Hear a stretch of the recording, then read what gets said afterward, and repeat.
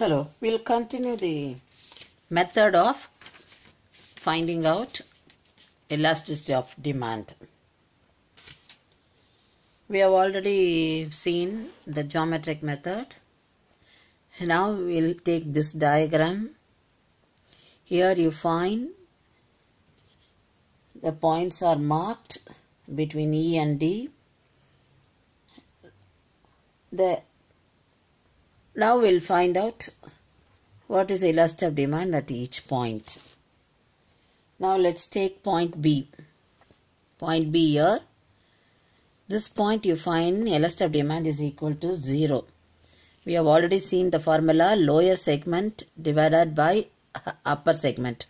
So BD divided by BE. So this lies exactly in the middle. So here you find elasticity of demand is equal to 1. So when elasticity of demand is equal to 1, it is unitary elastic demand.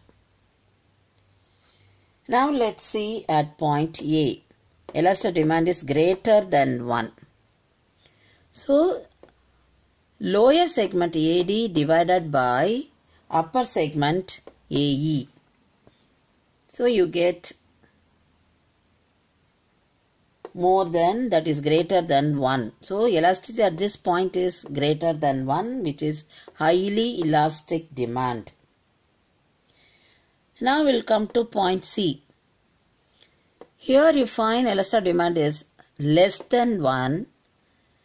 The lower segment CD divided by upper segment CE, which gives you the value less than 1. So elasticity of demand is less than 1 year, so it is less elastic demand.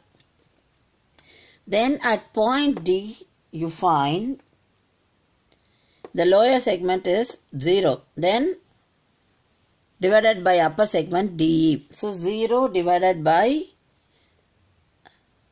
upper segment ED.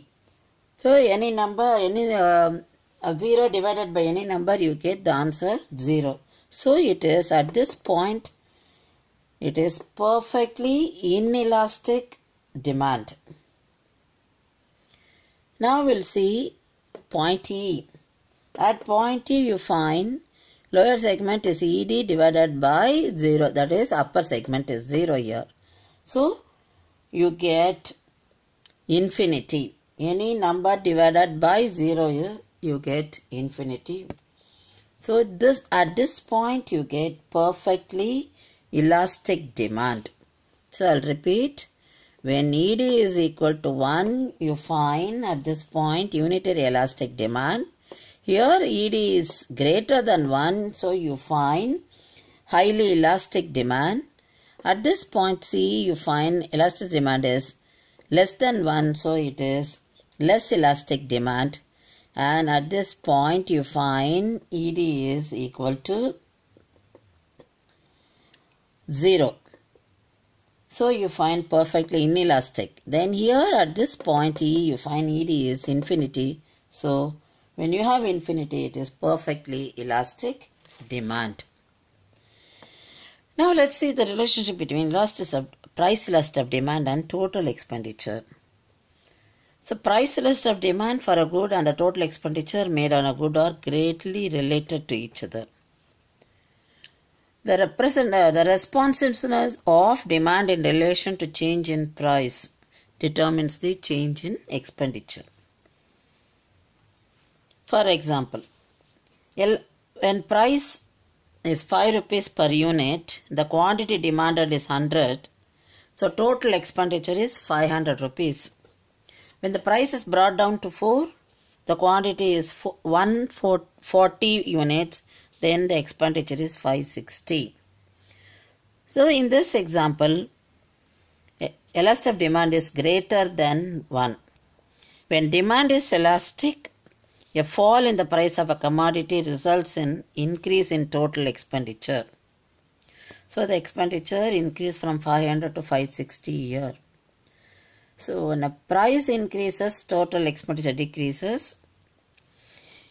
In case of highly elastic demand, price and total expenditure move in the opposite direction. because consumption is more when the price is brought down, demand is more. So that is what elasticity is more than 1. When elasticity is less than 1, that when demand is inelastic, the fall in price of a commodity leads to fall in total expenditure. Example, when it is 5 rupees per unit, the quantity demanded is 100, so total expenditure is 500. When the price is brought down to 4 rupees per unit, the quantity demanded is 120. So total expenditure is 480.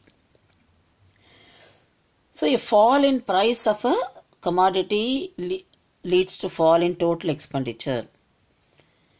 This happens when demand is inelastic. So when price increases, total expenditure increases. It means in case of less elastic demand, price and total expenditure move in the same direction. The next example. When price is 5 rupees, the quantity demanded is 100 units, so total expenditure is 500 rupees. When price is brought down to 4 rupees, the quantity demanded is 125 units. Now the total expenditure is 500. So in that case, you find elasticity equal to 1. So when demand is unitary elastic, fall or rise in price of the commodity does not change the total expenditure. It means total expenditure will remain unchanged in case of unitary elastic demand.